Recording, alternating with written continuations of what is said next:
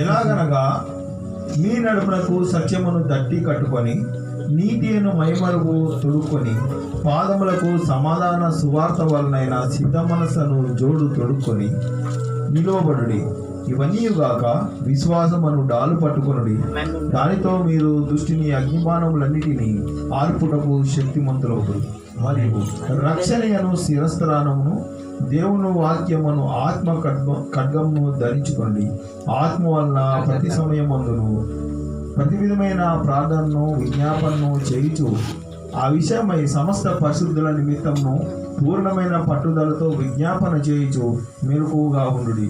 మరియు నేను దేని నిమిత్తము రాయబడిన సంఖ్యలలో ఉన్నానో ఆ సువార్త మర్మమును ధైర్యంగా తెలియజేయుటకు నేను నోరు తెరిచినప్పుడు దానిని గూర్చి నేను మాట్లాడవలసినట్టుగా ధైర్యముతో మాట్లాడకే వాక్శక్తి నాకు అనుగ్రహింపబడినట్లును నా నిమిత్తమును పూర్ణమైన పట్టుదలతో విజ్ఞాపన చేయుచు మెలకువగా ఉండుడి. హల్లెలూయా హల్లెలూయా హల్లెలూయా. అందరికీ ప్రైజ్ లార్డ్. కొద్ది నిమిషాలు దేవుని వాక్యాన్ని ధ్యానించుకుందాం. దేవుడు మరొకసారి నాకు ఈ అవకాశం ఇచ్చినందుకు ప్రభువును ఇచ్చిన సమయాన్ని బట్టి ప్రభువును స్తుతిస్తున్నాను. అక్కను బట్టి అన్నను బట్టి సంఘాన్ని బట్టి దేవుని ఎంతగానో స్తుతిస్తున్నాను. చదవబడినటువంటి వాక్యంలో మనకు ముఖ్యంగా ఉండబడినటువంటి కొన్ని మాటలు ఏంటిదంటే,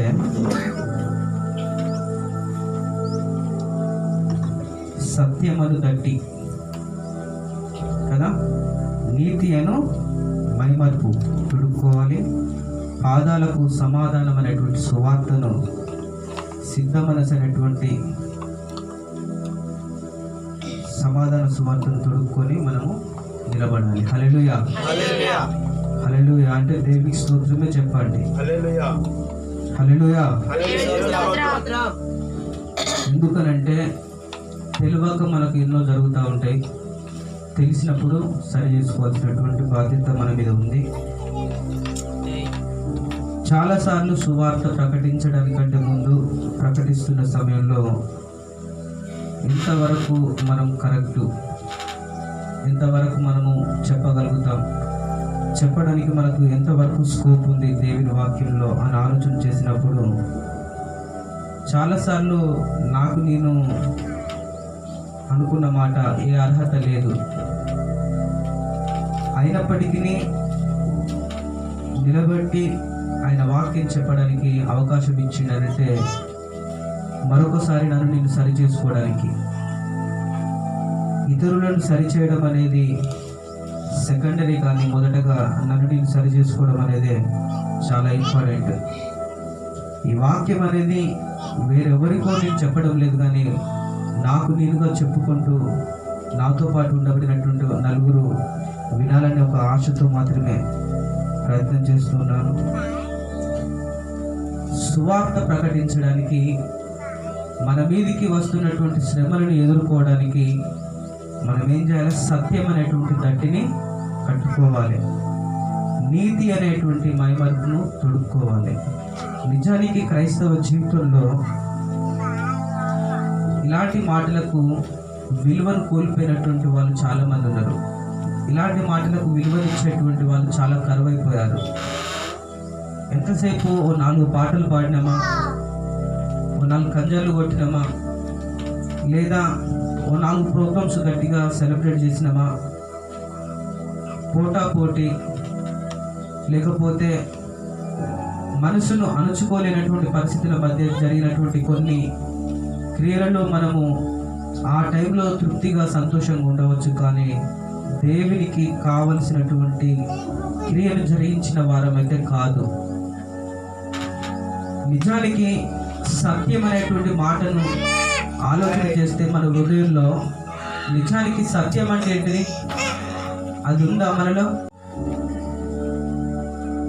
సత్యం అంటే యేసు ప్రభువునే, నేనే సత్యమును నేనే జీవమును అంటున్నాడు కదా.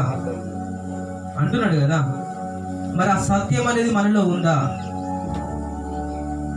ఈరోజు మనం చేస్తున్న ఆరాధన కావచ్చు, మనం చేస్తున్న ప్రార్థన కావచ్చు, మనం బోధిస్తున్న మాటలు కావచ్చు, మనం వ్యక్తిగతంగా జీవిస్తున్న విధానంలో కావచ్చు, ఎక్కడైనా క్రీస్తు అనేటువంటి సత్యం మనలో ఉందా? ఆ సత్యానికి దూరంగానే మనం జీవిస్తూ ఉన్నాం. సత్యం మనలో ఉన్నదనుకునేటువంటి భ్రమలో మనం బ్రతుకుతూ ఉన్నాం. ఎవడైనాను నా యందు ఉన్న ఎడల వాడు ఏంటిది? ఆయన చెట్టు అయితే మనం తీగలమే కదా కదా. నిజానికి ఆ తీగల వల్లే మనం ఉన్నామా కదా? ఆయన ఇచ్చేటువంటి జీవజలాన్ని మనం తాగాలని అనుకుంటున్నాడు ప్రభు, కానీ మనం దాన్ని తాగం. మనకున్న అలవాట్లు వేరేటివి. నోరు తెరిచి మాట్లాడినప్పుడు కంపల్సరీ ప్రభు చెప్తున్నటువంటి కొన్ని మాటలు ఏంటి అంటే, నీ నాలుక నువ్వు ఏం చేయాలి? అదుపులో పెట్టుకోవాలి. అది కపటమైనది కదా, భయంకరమైనటువంటి వ్యాధి కలిగినటువంటిది. దాని నుంచి వచ్చేటువంటి మాటను బట్టి ఎంతో భయంకరమైనటువంటి పరిస్థితులు వస్తూ ఉంటాయి. మనం మాట్లాడేటువంటి ప్రతి మాట కూడా అది సత్యానికి సాదృశ్యంగా ఉందా లేదా? మన మాటలో ఆ సత్యం అనేది లేకపోతే మనలో క్రీస్తు లేనట్టే. చాలాసార్లు ఈ విషయంలో నేను ఫెయిల్ అయ్యా. ఎందుకు అనంటే, సరైనటువంటి విశ్వాసం లేనటువంటి పరిస్థితుల మధ్య నేను ఫెయిల్ అయ్యాను. చాలాసార్లు ఆ విశ్వాసం అనేది నేను మర్చిపోయా. చాలాసార్లు ఆ సత్యాన్ని నేను గుర్తుపెట్టుకోలేకపోయినా. చాలా సందర్భాలలో ఆ సత్యానికి కావలసినటువంటి విలువ నేను ఇవ్వలేకపోయినా. చాలాసార్లు ఆ సత్యం అనేది నాలో నుంచి వెళ్ళిపోయిన విషయాన్ని నేను మర్చిపోయి పాపపు ఊపిలో తిరుగుతూ ఉన్నాను. అలాంటి సమయాలలో మళ్ళీ జ్ఞాపకం చేస్తున్నటువంటి దేవుడు, అలా సత్యాన్ని జ్ఞాపకం చేసినప్పుడు అలా మళ్ళీ నాలో తెలియనటువంటి ఏదో ఒక సంతోషం. మళ్ళీ ప్రభు నా దగ్గరకు వచ్చాడు, మళ్ళీ నాతో ఉన్నాడు. నేను ఆయనకు మొరపెట్టాలి. అయ్యో ప్రభు, నేను ఇది తెలిసే చేశాను, తెలియక కాదు, నన్ను క్షమించు ప్రభు అని మళ్ళీ ఆయనతో సహవాసం చేస్తూ ఆయన సత్యంలోనికి నేను వెళ్ళే ప్రయత్నం చాలాసార్లు చేశాను. ఈరోజు నా ప్రియ బిడ్డలారా, వాక్యంలో ఉన్నటువంటి ఆ యథార్థతను మనం గుర్తించాలి. చాలాసార్లు మనము ఎంత గొప్పగా పాట పాడినప్పటికీ, ఎంత గొప్పగా వర్షిప్ చేసినప్పటికీ, ఎంత గొప్పగా వాక్యం చెప్పినప్పటికీ, రియాలిటీలోకి చూస్తే మన జీవితం అనేది ప్రభువుకు దగ్గర ఉండాలి. ఇవన్నీ సెకండరీ ఆప్షన్. మన హృదయంలో దేవుడు లేకపోతే ఎన్ని పాటలు పాడినా వేస్టే, ఎంత వర్షిప్ చేసినా వేస్టే, ఎంత వాక్యం చెప్పినా వేస్టే. ప్రభు అనేటువంటి ఒక ఆయుధం మనలో ఉంటే అది గొప్ప బహుమానం. హల్లెలూయా. ఈరోజు ఆ సత్యం అనే దట్టిని మనం కట్టుకోవాలి. మనం పోరాడేది ఈ లోకంలో ఉన్నటువంటి మనుషులతో కాదు. ఒక మాట అడిగితే చెప్తారా? మీకు ఎవరైనా శత్రువులు ఉన్నారా? ఎంతమంది శత్రువులు ఉన్నారు చెప్పండి? ఉన్నారా? ఓకే. ఎంతమంది ఉన్నారు నీకు? 5 members. Very good. మీకమ్మా? ఎవరు లేదు. మీకక్క? చాలా మంది ఉన్నారు. మీకురా? చాలా మంది. నీకురా? 1. నీకన్నా? నీకన్నా? బాబాయ్? నాకెవరు లేరు, ఎస్ఏ ఉన్నాడు. నీకురా? అయితే ఈ విషయంలో ఫస్ట్ శత్రువు అనేది సాతాను కంటే ముందు నాకు నేనే శత్రువు. ఎవరికి వారమే శత్రువు. ఎందుకనంటే తన నోటిని అదుపులో పెట్టుకోలేనటువంటి వాడు ఏం చేస్తాడు? తన తల్లికి అవమానం తీసుకొస్తా ఉంటాడు. నా క్యారెక్టర్ను నేను కరెక్ట్గా ఉంచుకోలేనప్పుడు ఏం చేస్తా? నాకు నేను అవమానం తీసుకొచ్చుకుంటాను. సో శత్రువు అనేది ఎక్కడో లేడు, నాలోనే ఉన్నాడు. చాలాసార్లు నా క్రియలు అనేటివి నన్ను కల్మషం చేసినప్పుడు శత్రువు ఎక్కడున్నాడు? నాలోనే ఉన్నాడు. చాలాసార్లు బయట ఉండబడినటువంటి వ్యక్తులు ఎవరేం చేయలేరు. 100% ఇది మనలో ఉండబడినటువంటి ఆ పాపపు ఆత్మే మనల్ని తప్పుడు మార్గంలోనికి నడిపిస్తూ ఉంటుంది. అయితే ఎందుకు అనంటే మనలో సరైనటువంటి సత్యం లేదు.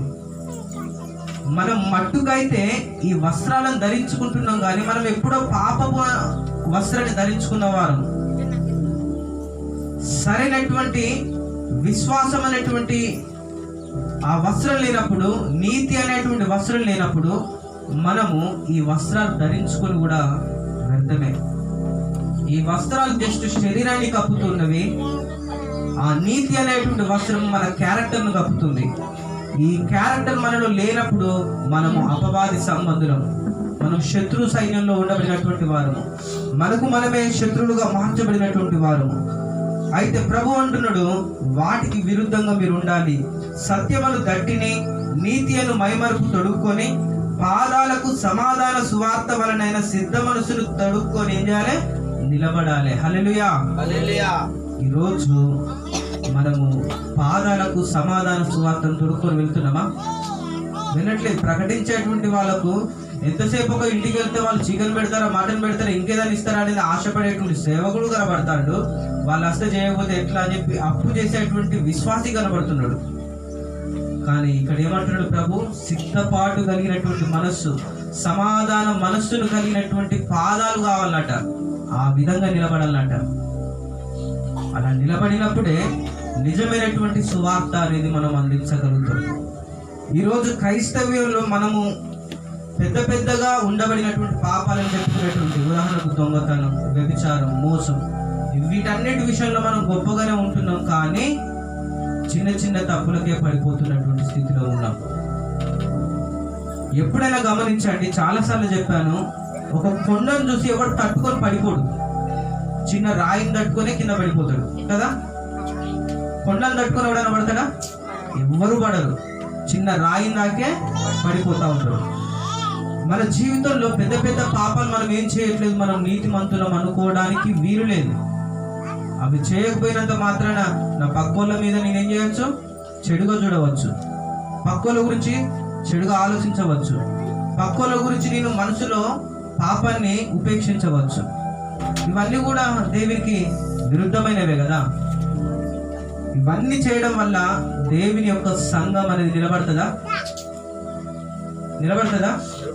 100% నిలబడదు. సంఘం అంటే ఇప్పుడు ఎంతమంది? ఇద్దరే సంఘం.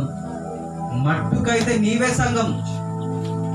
10 మంది ఉన్నా, 20 మంది ఉన్నా, ఎంతమంది ఉన్నా అది లెక్కే కావచ్చు. కానీ ఈరోజు దేవుడు మనకు జ్ఞాపకం చేస్తున్నటువంటి మాట ఏంటంటే, సంఘం అంటే చాలా మంది అని కాదు, సంఘం అంటే నీవే. ప్రతి హృదయం కూడా దేవుని యొక్క ఆలయమై ఉంది. ఆ ఆలయంలో నివసించేటువంటి నీవే ఒక సంఘం. ఈరోజు దేవుని వాక్యాన్ని చూస్తూ ఉంటే, పరమగీతంలో శూలమితి ఉంటుంది కదా. శూలమితి తను సువార్త ప్రకటించే సమయంలో అనేక సంఘాలను పోషిస్తూ ఉంది. అనేక సంఘాలలోకి వెళ్ళి వాళ్ళు చేయాల్సినటువంటి పని తను చేయడం వల్ల ప్రభువు వచ్చినప్పుడు తను కనబడలేకపోతుంది. హల్లెలూయా. ఈరోజు ఆ యొక్క యెరూషలేము పట్టణంలో ఉండబడినటువంటి శూలమితి తన యొక్క అన్నల యొక్క మందలను కాసినప్పుడు, ప్రభు వచ్చినప్పుడు తన యజమానులు వచ్చినప్పుడు కనబడలేదు. కనబడకపోయేసరికి తనకు రావాల్సినటువంటి బ్లెస్సింగ్ అనేది వస్తుందా పోతుందా? వస్తుందా? కానీ తన యొక్క అన్నల యొక్క మందలను కాసినప్పుడు తను శ్రమ పొందింది, అలిసిపోయింది, తన ఆరోగ్యాన్ని క్షీణింపజేసుకుంది, మసకబారిపోయింది. తన జీవితం అంతా కూడా ఎటు తోచని స్థితిలో అనగారిపోయింది. అయినా కూడా తను ఏం చేస్తుంది? కనిపెట్టుకొని ప్రార్థన చేస్తూ ఉంది, దేవుని కొరకు నిలబడుతుంది. ఈరోజు అలాంటి సంఘం కావాలి. ఆ సంఘంలో సత్యం ఉంటుంది, ఆ సంఘంలో నీతి ఉంటుంది. కాబట్టి అలాంటి సంఘము మనకు కావాలి. శూలమితి తన యొక్క అన్నల యొక్క మందలను కాసి ఏం చేస్తా ఉంది? అలసిపోతా ఉంది. కానీ చాలాసార్లు ఈ బయట ఉండబడినటువంటి అనేక మంది అన్నలు, అనేక మంది అక్కలు అనేక మంది సోదరులు ఏం చేస్తా ఉన్నారు, ఈ సంఘాలలో ఉండబడినటువంటి వ్యక్తులు మనం పిలుస్తూ ఉంటారు. అయితే 2 విషయాలను మనము క్లారిటీ తీసుకోవాలి.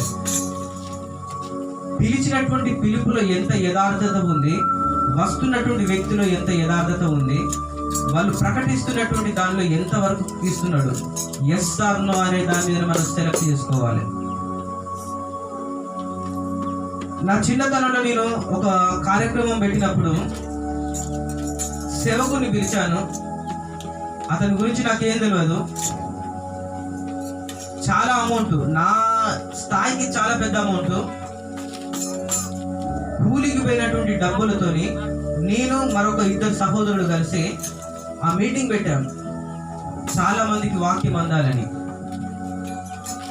అలా పెట్టిన తర్వాత ఏమైందనంటే పెద్ద సక్సెస్ అయింది, బాగుంది, చాలా హ్యాపీగా అనిపించింది. మనం ఇంత శ్రమ పడ్డ దానికి సుమారుగా ఒక 300 మంది దాకా వచ్చిళ్ళు, ఇంతమందికి సువార్త ప్రకటించినాం. సో మనము సంతోషపడడానికి ఇది ఒక మంచి సాక్ష్యం అనుకున్నాం. వాక్యం కూడా బాగా చెప్పిండు. కానీ అనుకోకుండా ఒక టర్మ్లో నేను వేరే పరిస్థితుల మధ్య అనుకోకుండా అన్ఎక్స్పెక్టెడ్గా వెళ్ళేసరికి తను నేను అనుకున్న దానికంటే ఈ స్థాయిలో ఉండాల్సినటువంటి వ్యక్తి ఈ స్థాయిలో దిగజారిపోయేసరికి తట్టుకోలేకపోయినా. ఇంతకాలం నేను ఇతని గురించి నేను ఈ రేంజ్లో చెప్పుకున్నాను, ఒక రేంజ్లో చెప్పుకున్నాను. ఈరోజు అతని స్థాయికి వెళ్ళిపోయింది.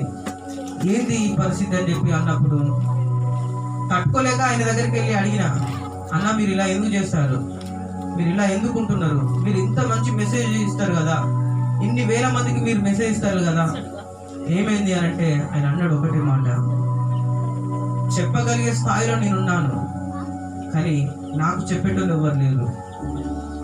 ఆయనకు చెప్పగానే ఆయన చెడిపోయిందట. ఆ స్థాయిలో ఉన్నటువంటి వ్యక్తి, నా తండ్రి సమానమైనటువంటి వ్యక్తి, తనకు చెప్పేవాళ్ళు లేరట.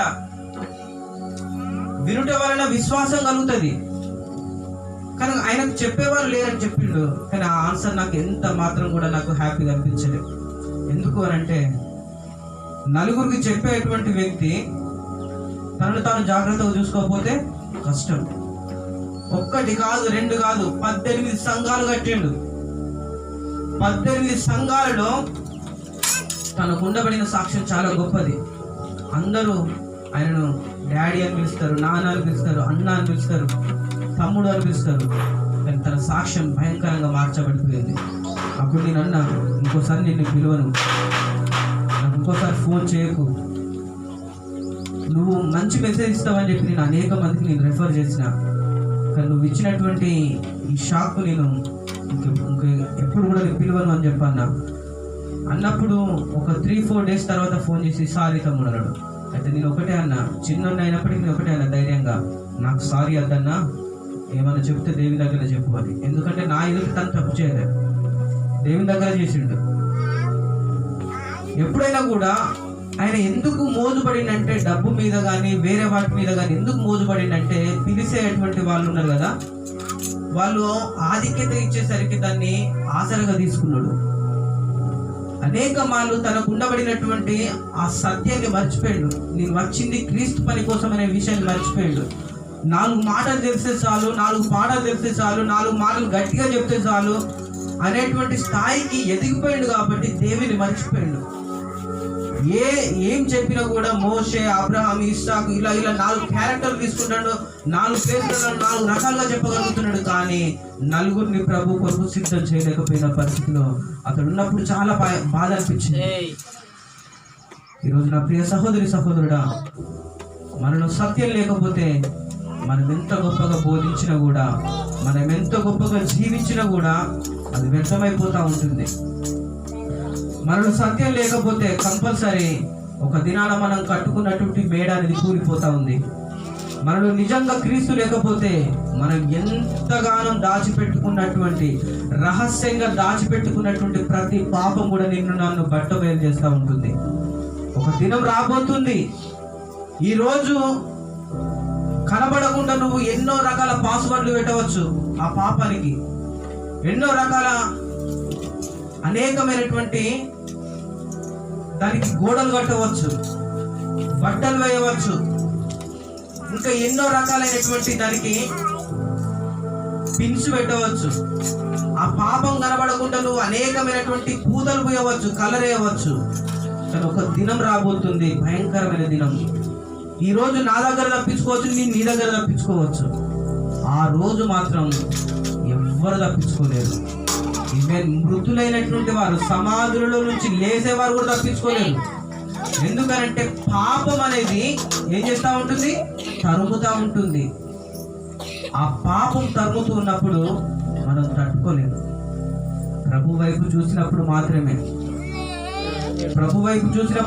మనం అందులో నివసించగలుగుతూ ఉంటాం. చాలాసార్లు నల్లని దానివని ఆమె తిట్టిల్లు. కానీ ఎందుకు నల్లగైంది? నీ గురించి నా గురించి శ్రమపడి ప్రార్థన చేసినందుకే కదా, నీ సంఘాన్ని నా సంఘాన్ని కాసినందుకే కదా, నీ ఉండవలసినటువంటి శిక్షలో తను ఉంది కాబట్టే కదా అలా నల్లగా మార్చబడింది. ఈరోజు సంఘం అంటే 4 గోడలు, 5 రకాల కలర్స్, ఇవి కాదు. సంఘం అంటే నీ కొరకు కార్చినటువంటి 4 బొట్లు, నీ కొరకు మొరపెట్టినటువంటి ఆ 4 మాటలు, నీ కొరకు కార్చినటువంటి ఆ చెమట, నీ కొరకు తనను తాను అర్పించుకున్నటువంటి శూలమితి ఈరోజు మనకు మాదిరి. తను ఏం చేసింది తెలుసా? సత్యం అనే దట్టిని కట్టుకుంది. తన మందనే కాకుండా తన అన్నల మందలను కూడా ఏం చేసింది? కాసే స్థాయికి ఎదిగింది. ఈరోజు మనము కూడా ఏం చేయాలంటే వాస్తవానికి ఆత్మను కట్టాలి. ఆత్మలను మనం ఏం చేయాలి? కట్టాలి. ఏ ఒక్కరు కూడా నశించిపోకూడదు. ఏ సంఘం నశించిపోకూడదు. ఏ సంఘంలో ఉన్నటువంటి సేవకుడు నశించిపోకూడదు. మనకు బాధ్యత ఉంది. మనం ప్రార్థన చేయాలి, వారి కొరకు ప్రయాస పడాలి. ఎందుకంటే ఒక దినాన వాళ్ళు కూడా మనతో పాటు సహవాసంలో ప్రభు యొద్ద ఉండాలి. హల్లెలూయా. ఎన్ని అవమానాలు వచ్చినప్పటికీ కూడా ప్రభు అంటున్నాడు, నా ప్రియురాల సుందరి, యెరూషలేమంత సౌందర్యమా, టెక్కములు నిండిన స్త్రీ, సౌందర్యవతి, నిష్కలంకురాల అని ప్రతి మాటను పిలుస్తా ఉన్నాడు ప్రభు. హల్లెలూయా. ఇంకా ఏమంటున్నాడంటే, లెక్కకు మించిన కన్యకలు గలరు కానీ నా పావురము నిష్కలంకురాలు ఒక్కతే అని ప్రభు చెప్తా ఉన్నాడు. హల్లెలూయా. లెక్కకు మించినటువంటి వాళ్ళు ఉన్నారట కదా. లెక్కకు మించినటువంటి వాళ్ళు ఉన్నప్పటికీ నా పావురం ఏంటిది? నిష్కలంకురాలు. ఈరోజు దేవుడు నీ గురించి నా గురించి ఆ సాక్ష్యం ఇవ్వగలుగుతాడా? శూలమితి గురించి ఇవ్వబడినటువంటి సాక్ష్యం ఈరోజు నీ జీవితంలో, నా జీవితంలో, నేను 100% చెప్తున్నా, నా జీవితంలో చాలాసార్లు అది లేదు. కానీ ఇక నుంచి సరి చేసుకొని నిష్కలంకురాలుగా మార్చబడాలి. నిష్కలంకురాలుగా మనం మార్చబడాలి. నిజానికి క్రైస్తవ జీవితంలో చాలా సార్లు మనం మొరపెట్టిన అనుభవాలను మర్చిపోయి పాపం వెంట పరిగెత్తినటువంటి చాలా సార్లు కనబడ్డాయి నా జీవితంలో. ఇక్కడ శూలమితి చెప్తా ఉంది, తను శ్రమ పొందిన దాన్ని బట్టి తను పాపంలోనికి వెళ్ళలేదు. తను శ్రమ పొందిన దాన్ని బట్టి అనేకులను ప్రభు కొరకు సిద్ధపరిచింది. ఈరోజు మనము సత్యమనే దట్టిని కట్టుకొని ప్రభు కొరకు నిలబడగలిగితే మనతో పాటు కొద్ది మందిని దేవుని కొరకు సిద్ధం చేసే వారుగా ఉంటాం. ఇంకా ఏమంటాడంటే, సూర్యుని అంత స్వచ్ఛత, చంద్రుని అంత కళ కలిగి వ్యూహిత సైన్య సమభీకర రూపిణియగు ఈమె ఎవరు అని ప్రభువు ఆ సంఘమును గురించి అక్కడ ఏం చెప్తున్నాడు? అడుగుతా ఉన్నాడు. ఒక సాక్ష్యం చెప్తా ఉన్నాడు. ఈరోజు శేఖర్ అంటే 100% 0, మరొక పేరు తీసుకున్న 0. శూలమితి అంటే ఇంత గొప్ప స్వచ్ఛత, సూర్యుని అంత స్వచ్ఛత, చంద్రుని ఎంత తేజస్సు, ఎంత గొప్ప మాటలు చెప్తా ఉన్నాడు. ఈరోజు వ్యూహిత సైన్య సమభీకర రూపిణియగు ఈమె ఎవరు? ఈమె నా పావురం, ఈమె శూలమితి. హల్లెలూయా. ఈరోజు ఆ శూలమితి కలిగినటువంటి క్యారెక్టర్స్ మనం కలిగి ఉండాలి. మాటకు మాటకు, దెబ్బకు దెబ్బ, అసూయకు అసూయ, పగకు పగ, ఇవి కాదు మన క్యారెక్టర్స్. ఎదుటి నుంచి పగ వచ్చినా కూడా సర్దుబాటు చేసి ఏం చేయాలి? మనం ప్రేమను పంచేటువంటి సంఘంగా ఉండాలి. హల్లెలూయా. ఎంత దారుణమైన పరిస్థితి అయినా రానివ్వండి. పౌలు అంటున్నాడు కదా, సంఖ్యలతో బానిసైపోయాను అంటున్నాడు. అంతకంటే మనకేం కాలే కదా. మరి మనకెందుకు ఈ కోపము, క్రోధము, అసూయలు ఇవన్నీ మనకెందుకు? మనలో సత్యమే లేనప్పుడు ఇవన్నీ వస్తాయి కదా. అంటే మనం క్రీస్తుని వదిలేసినాం అన్నట్టే కదా. క్రీస్తే ఉంటే ఇవన్నీ మన దగ్గర ఉండవు. క్రీస్తు లేకపోతే ఇవన్నీ ఉంటాయి. మాటకు మాట, పగకు పగ, ప్రతీకారానికి ప్రతీకారం మనం చేస్తున్నామంటే సత్యం అనే దట్టిని మనం విడిచిపెట్టాము. హల్లెలూయా. ఈరోజు ఆ సత్యాన్ని మనం పట్టుకోవాలి. ఎవరైనా నన్ను వెంబడింప గోరినైనా ఏం చేయాలి? తనను తాను తగ్గించుకొని తన యొక్క సిలువను పట్టుకొని వెళ్ళిపోవాలి. కానీ మనం వెళ్ళాం. ఎందుకు అనంటే మనం తగ్గింపు కలిగినటువంటి మనసును మనం కలిగిలేము. చాలాసార్లు మనం తగ్గి జీవించడానికి ఇష్టపడం. ఎంతసేపు మన హుందాతనం, మన హోదాతనం, మనకు ఉండబడినటువంటి ఆ యొక్క గొప్ప క్వాలిటీస్ చూపించుకోవాలనుకుంటూ ఉంటాం. కానీ మనం తగ్గి జీవించినప్పుడే ప్రభువులో మనము గొప్పవారిగా ఉంటాం. హల్లెలూయా. మదర్ తెరీసా చూడండి, తనకు ఉండబడినటువంటి అందమే కావచ్చు, తనకు ఉండబడిన ఆదాయమే కావచ్చు, తనకు ఉండబడిన స్టేటసే కావచ్చు, తను ఉండబడినటువంటి ఆ ధనిక దేశమే కావచ్చు, అవన్నీ కూడా పెంటతో సమానంగా ఎంచుకుంది.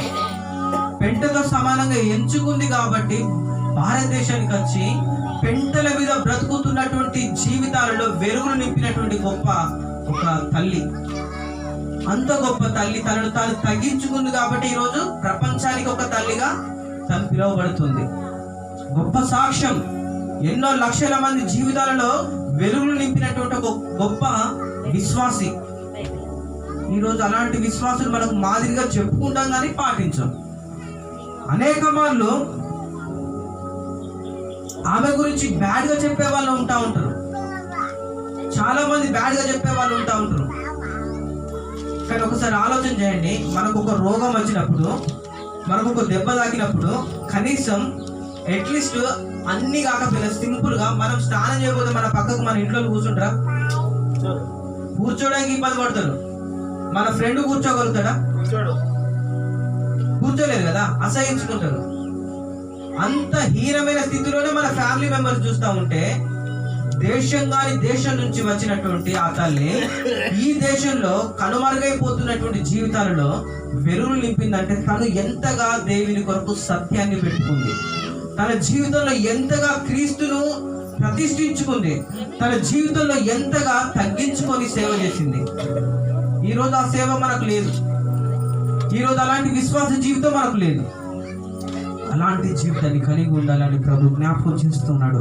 ఆమె కదా శూలమితి అంటే, ఆమె కదా నిష్కలంకురాలంటే, తనే కదా వ్యూహిత సమభీకర సైన్య రూపి అనేటువంటి ఒక మాటకు అర్థం.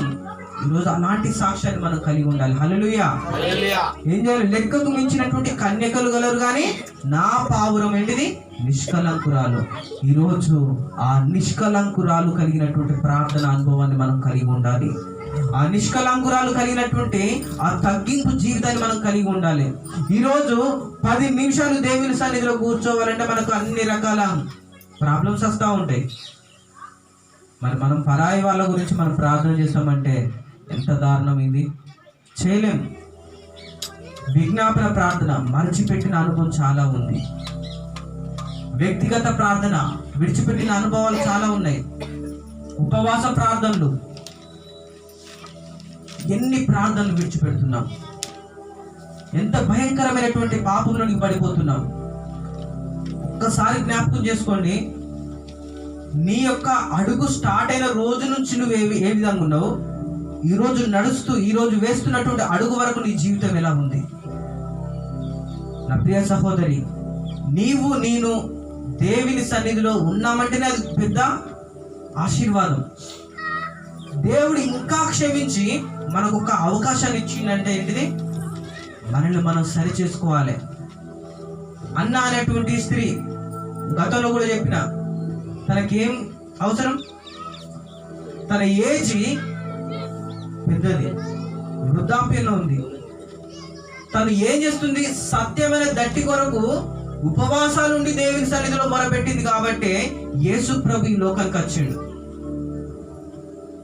తన వయసుకు ఏ మంచాల్లో పడి బిడ్డనిచ్చేదో లేకపోతే ఇంటి పక్కకు వారు ఇచ్చేదో దాన్ని తిని చక్కగా పడుకోవచ్చు.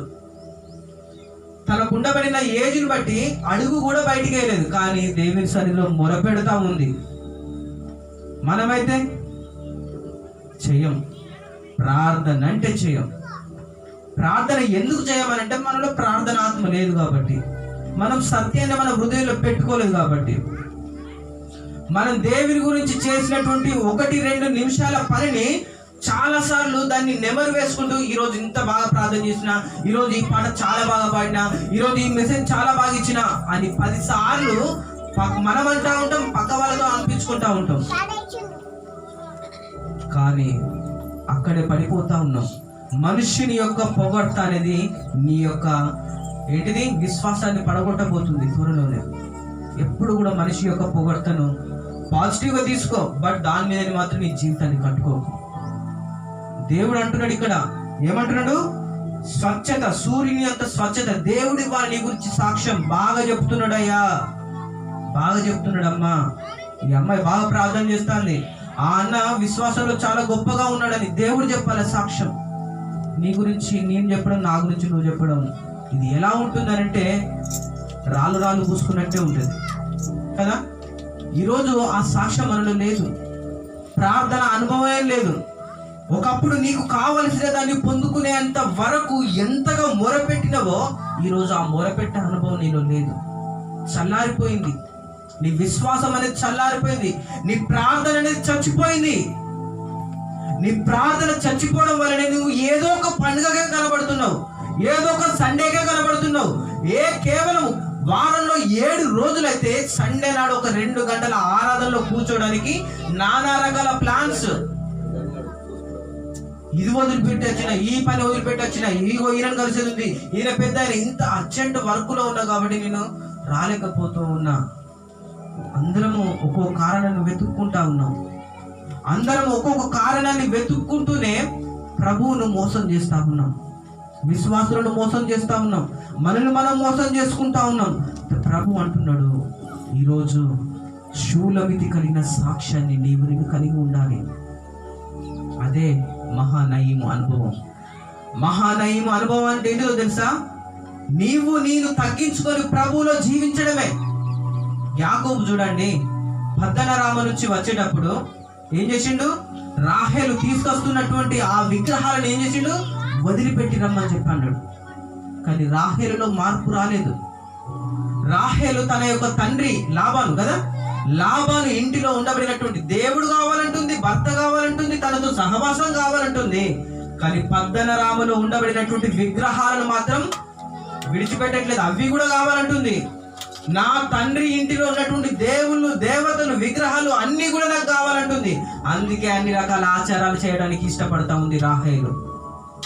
యాకోబు మాత్రం తను కోల్పోయినటువంటి ప్రార్థనాత్మను 20 సంవత్సరాలు కొలువు చేసి ఏం చేసిండు?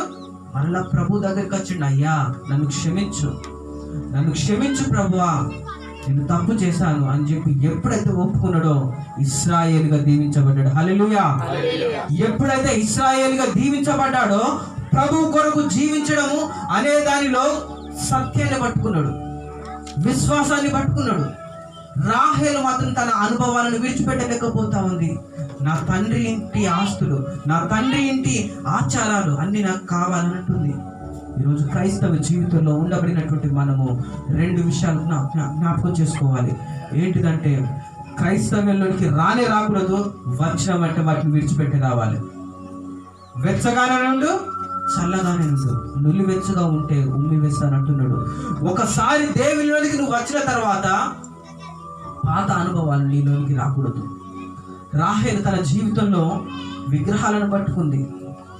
ఈరోజు నా ప్రియ సహోదరి సహోదరుడా, ఈరోజు లోకము దాని ఆశయు గతించునంటే ఆ ఆశ ఏంటి తెలుసా? ఈ ఆచారాలే, ఆ విగ్రహాలే, ఆ సత్యం లేకపోవడమే, ఆ పాపపు పనులే, దేవునికి విరుద్ధంగా మనం నడిపిస్తున్నటువంటి క్రియలు. ఇవి మనని ఎంత మాత్రం కూడా పరలోకానికి నడిపించవు. నా ప్రియ సహోదరి సహోదరుడా, నామకార్థ సంఘాలు అంటే నామకార్థపు విశ్వాసులు, నామకార్థపు సేవకులు, నామకార్థపు బోధకులు, ప్రవక్తలు ఎవరైనా కావచ్చు, అందరూ నరకానికి వెళ్తారు. మనం ఎక్కడ ఉండాలి? శూలమితి వలె కనిపెట్టుకొని ఉండే అనుభవంలో ఉండాలి. అలా ఉన్నప్పుడు మనము దేవుని చేత దీవించబడతాం. హల్లెలూయా. ఈరోజు నా ప్రియ సహోదరి సహోదరుడా, మహానయీం అనుభవం అంటే ఎంత స్వచ్ఛత కలిగినటువంటి అనుభవం. పాలకు మనము మరొక స్వచ్ఛతను ఇవ్వగలుగుతామా? దానికంటే గొప్ప తెల్లగా ఉన్నదని చెప్పగలుగుతామా? అంతటి స్వచ్ఛత మన విశ్వాసం కావాలి. అలాగే మంచు కంటే చల్లగా ఉన్నది ఏదైనా ఉన్నదని అంటావా? చెప్పగలుగుతామా? క్రీస్తు ప్రేమ, అది మనం పంచగలగాలి. అలాగే తేనె కంటే తీయనైనది లేదు. ప్రభు మాట మనం చెప్పగలగాలి. మనం విశ్వాసంలో చల్లగా ఉండాలి, మన భక్తిలో పరిశుద్ధంగా ఉండాలి. మనం మాట్లాడేటువంటి మాట ఏం చేయాలి? ప్రభుకి ఇష్టమైన రీతిలో ఉండాలి. చాలాసార్లు మనము లోకము దాని ఆశ అనేటువంటి దాని వెంట పరిగెత్తిన వారు. చాలాసార్లు నేను పరిగెత్తాను. సరి చేసుకోవడానికి ప్రభు నాకు ఒక మార్గం ప్రభు అని పొందుకున్నాను. అనేక మార్లు ప్రభు యొక్క సన్నిధిలో పాపాలు ఒప్పుకొని ప్రభు యొక్క కృపను పొందుకున్నాను. అయినా కూడా పడిపోయిన అనుభవంలో రాహేలు వలె నా జీవితంలో అనేకమైనటువంటి చేదు అనుభవాలు ఉన్నాయి. యాకోబు వలె నా జీవితంలో కూడా అనేకమైన చేదు అనుభవాలు ఉన్నాయి. పాపం వెంట పరిగెత్తిన అనుభవాలు ఉన్నాయి. పాపం కొరకు ప్రయాసపడిన అనుభవాలు ఉన్నాయి. నా ప్రియ సహోదరి, యాకోబు తగ్గించుకొని పరిశుద్ధపరచబడిన జీవితం వలె, రాహేలు తనను తాను మలుచుకున్నటువంటి జీవితం వలె, అబ్రాహాము విగ్రహాలను పూజించినప్పుడు ఎప్పుడైతే అబ్రహాముగా హారాను నుంచి బయటకు వచ్చిండో, నా ప్రియ సహోదరి, అబ్రహాముగా మార్చబడిండో, ఈరోజు నా జీవితంలో కూడా, మన జీవితంలో కూడా అబ్రహాము వలె, ఇశ్రాయేలు వలె, రాహేలు వలె మన జీవితాలను మార్చుకోవాలి. అలా మార్చుకున్నప్పుడే ఆ జీవితం మహానయము అనుభవం కలిగినటువంటి జీవితం అవుతుంది. హల్లెలూయా, హల్లెలూయా. 60 మంది కన్యకులున్న నా పావురము లెక్కకు మించి ఎత్తబడతా ఉంది. నా ప్రియ సహోదరి, మనం అనుకున్నటువంటి లెక్కకు మించి మనం ఎత్తబడాలంటే ప్రభు సన్నిధిలో మనం ఉండాలి. 120 సంస్థానాలకు ఏంటిది? సంస్థానాల నుంచి కన్యకులు వచ్చినా కూడా, రాణులు వచ్చినా కూడా, నా కుమారి ఎవరు? ఎస్తేరు ఒక్కతే ఎంచబడింది. ఎంతమంది ఎన్ని రకాలుగా ఎంచబడి ఉన్నప్పటికీ దేవుని సన్నిధిలో ఎంచబడినటువంటి వారు గొప్పగా వెలుగునుంటారు. హల్లెలూయా. నా ప్రియ సహోదరి సహోదరుడా, ఎన్ని శ్రమలు రావచ్చు ఎస్తేరు జీవితంలో. ఏ ఆదరణ లేని జీవితం, ఎవరు కూడా తోడ్పాటు అందించని జీవితం, ఏ ఒక్కరు కూడా తన వెంట వచ్చిన జీవితం లేదు కదా. ఎన్నోసార్లు అవమానాలు, ఎన్నోసార్లు ఇబ్బందులు, ఎలా పెంచబడిందో తెలియదు, ఎలా పెరిగిందో తెలియదు. ప్రతి సమయంలో తను యవ్వనస్తురాలుగా మార్చబడుతున్న సమయంలో ఎంతమంది కనుచూపు తన మీద పడిందో కూడా తెలియదు. ఎంతమంది ఎన్ని రకాలుగా తనని ఇబ్బంది పెట్టిందో కూడా తెలియదు. కానీ ప్రభు అంటున్నాడు, లెక్కకు మించి ఏం చేయబడుతుంది? ఎత్తబడుతుంది. లెక్కకు మించి ఏం చేయబడుతుంది? ఎత్తబడుతుంది. అంత గొప్ప సౌందర్యవతి నా ఎస్తేరు అని ప్రభువు తన గురించి సాక్ష్యం చెప్తా ఉన్నాడు. ఈరోజు మనం పేర్లు పెట్టుకుంటాం, పేర్లకు తగిన జీవితాన్ని మనం జీవించలేము కదా. ఎస్తేరు అని పెట్టుకుంటాం, రిబ్కా అని పెట్టుకుంటాం, యాకోబు అని పెట్టుకుంటాం, యోసేపు అని పెట్టుకుంటాం, యేసు ప్రభు అని కూడా పెట్టుకుంటున్నాం. జీవితాలలో నిజమైన అర్థం అది లేదు. అలాగే ఈరోజు ద్రాక్ష తోట అంటే సంఘానికి వచ్చేటువంటి చాలామంది ఎలా ఉంటున్నారంటే, ఇది కావాలి అది కావాలి, ఇదంతా కూడా వద్దండి, ఇది కావాలి అది కావాలని అడగకండి. ఏది కావాలో ఏది ఇవ్వాలో ప్రభువుకు తెలుసు. మొరపెట్టడం నీ బాధ్యత. దేని గురించి మొరపెట్టాలి? ఆత్మల కోసం మొరపెట్టు, నీ ఆత్మ కోసం మొరపెట్టు. నీకు ఏది కావాలో ప్రభువుకు తెలుసు. యోహానుకు ఏం తక్కువ అండి? ప్రభుతో సమానంగా బోధిస్తూ ఉన్నాడు, ప్రభువుకు బాప్తిసం ఇస్తా ఉన్నాడు. అడవిలో ఎక్కడో ఈరోజు ఈ డ్రెస్ లేకపోతే నేను చర్చికే రాను, ఈ డ్రెస్ లేకపోతే బడికే పోను, నా డ్రెస్ మంచిగా లేదు నేను చర్చికే రాను అనేటువంటి వాళ్ళు చాలా మంది ఉంటాం. ఆయనకి ఏ డ్రెస్ ఉందండి? ఫలాని కాడ చికెన్ పెట్టకపోతే నేను చర్చికి పోను, ఈస్టర్ నాడు నాకు ఇది ఇవ్వకపోతే మాత్రం నేను చర్చికి పోను అని చెప్పే వాళ్ళు ఉంటారు. ఆయన ఏం తిన్నాడండి కదా? ఆయన కంటే గొప్పలా మనం ప్రభువుకే బాప్తిసం ఇచ్చి ఆయన మార్గాలను సరళం చేసే ఒక శబ్దంగా పిలువబడినటువంటి యోహానే తనను తాను తగ్గించుకొని ప్రభు యొక్క రాకడ కొరకు ఏం చేస్తా ఉన్నాడు? అనేకులను సిద్ధపరుస్తా ఉన్నాడు. ఈరోజు మనకు సరైనటువంటి బట్టలు ఉన్నవి, ఆహారం ఉంది, చర్చెస్ ఉన్నాయి, అన్ని రకాలుగా అనుభవించడానికి స్టేటస్లు ఉన్నాయి, మనకు కావలసినటువంటి ఉద్యోగాలు ఉన్నవి. కానీ ప్రభు కొరకు ప్రయాసపడి ఒక ఆత్మను పట్టుకునే అనుభవం మాత్రం మనకు లేదు. అది యోహానుకు మనకున్నటువంటి విశ్వాసం. యోహాను ప్రభువును కట్టుకున్నాడు, మనం పాపాన్ని కట్టుకున్నాం. యోహాను ప్రభు వెంట పరిగెడుతూ ఉన్నాడు, మనం ప్రభువులో ఉన్నామనుకుంటూ పాపాన్ని ప్రేమిస్తూ ఉన్నాం. నా ప్రియ సహోదరి సహోదరుడా, ఈరోజు మనం బోధిస్తున్న ప్రతి మాట కావచ్చు, వింటున్న ప్రతి మాట కావచ్చు, మహానయం అనుభవంలోనికి మనం వెళ్ళకపోతే, మన పాపాల్ని మనం ప్రభు దగ్గర ఒప్పుకొని క్షమించు ప్రభు అని మనం అడగకపోతే మనం ఎంత చేసిన వేస్టే. ఒకసారి మనం ప్రార్థన చేస్తే చాలా హ్యాపీగా అనిపిస్తుంది ఉంటుంది కదా దేవుని సన్నిధిలో. ఒక 10 నిమిషాలు ఎడతెగకుండా మోకాల మీద ఉండి ప్రార్థన చేస్తే మనసుకి ఎంతో నెమ్మది కలుగుతూ ఉంటుంది కదా. ఆ అనుభవాన్ని లైఫ్ టైం పాటిస్తే ఇంకెంత బాగుంటుంది. అదే మహానయం అనుభవం. యాకోబు పట్టుకున్నాడు నిచ్చెన అనుభవం. పరలోకం నుంచి దిగి వస్తున్నటువంటి ఒక సైన్యం అయితే పరలోకానికి ఎత్తబడుతున్నటువంటి సైన్యం మరొకటి కదా. ఆత్మలో ఉండబడినటువంటి మనము పడిపోతున్నామా, పరిగెడుతున్నామా ప్రభు కొరకు, మనల్ని మనం పరిశీలన చేసుకోవాలి. ఎత్తబడుతున్న సంఘం అంటే పరలోకానికి ఎత్తబడుతూ ఉంది, ప్రభు కొరకు పరిగెడుతూ ఉంది. పరలోకం నుంచి దిగొస్తున్న సైన్యం అంటే ఆల్రెడీ మనం ఎత్తబడిన సంఘంలో ఉన్నామని చెప్పుకుంటూనే లోకము దాని ఆశయానికి పరిగెడుతూ ఉన్నాము కదా కదా. లోకంలో ఉండబడిన ఆచారాల వెంట మనం పరిగెత్తినప్పుడు, లోక సంస్కృతిని మనం పాటించినప్పుడు మనం ఏంటిది? చచ్చిన వారితో సమానం. క్రియలు లేని విశ్వాసం మృతమైనది. మృతమైనది ఏది కూడా ప్రభుకి ఇష్టం లేదు. ప్రభుకి ఇష్టం లేనటువంటిది ప్రతిది కూడా నరకంలోనే ఉంటుంది కదా. మన విశ్వాసం అనేది నరకానికి నడిపిస్తూ ఉంది. ఈరోజు చాలాసార్లు సంఘాలను కట్టడానికి అనేక మంది శిష్యులు కావచ్చు, సేవకులు కావచ్చు, ఎలా చేసింది తెలుసా? వాళ్ళ ప్రాణాలను పెట్టింది. బలురక్కసి చెట్ల మధ్యలో కోయబడినటువంటి వాళ్ళు, రంపాలకు కోయబడినటువంటి వాళ్ళు, తలలు నరకబడుతున్నప్పటికీ కూడా నిలబడినటువంటి వ్యక్తులు, అనేక సార్లు కష్టాలలో నలిగిపోయినటువంటి వారు, అనేక శ్రమల మధ్య కొట్టబడినటువంటి వారు, అనేకమైన ఆటుపోట్లకు గురైనప్పటికీ నిలబడినటువంటి వారు, రక్తం కారుతూ ఉన్నా కూడా మొరపెట్టే అనుభవాన్ని మరవనటువంటి వారు ఈ బలురక్కసి చెట్ల మధ్య నివసిస్తూ ప్రార్థన చేసిన అనుభవాలు కలిగిన వాళ్ళు. వీళ్ళే మహానయం అనుభవం కలిగినటువంటి శూలమితి సంఘం అనేటువంటి దానికి నిజమైన నిదర్శనాలు. సేవకులు, విశ్వాసులు. ఈరోజు వీళ్ళు వేసిన పునాదుల మీద మనం నిలబడాలి. ఎన్నిసార్లు మన కొరకు మన వాళ్ళు నలిగిపోవచ్చు, ఎన్నిసార్లు ప్రాణాలను పోగొట్టుకోవచ్చు. పేతురు చూడండి, యాకోబు చూడండి, యోహాను చూడండి, పౌలును చూడండి, ఎంత మందిని చూసినా కూడా హతసాక్షులయ్యారు, కుటుంబాలను కోల్పోయారు కదా. ఏ ఒక్కరికి కనీసం జాడ కూడా తెలియకుండా చచ్చిపోయారు.